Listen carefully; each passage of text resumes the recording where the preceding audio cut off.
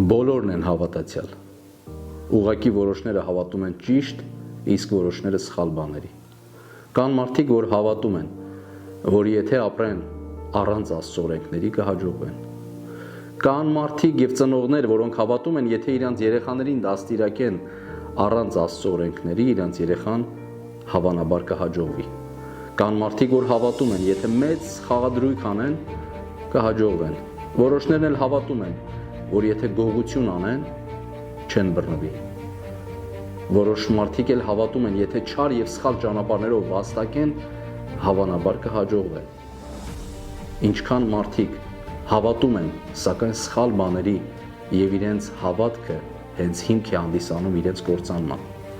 Դու հավատա Աստծո խոսքին, Աստծո օրենքներին, որոնք միշտ գործել են երկրի վրա եւ դրանք անխախտելի են։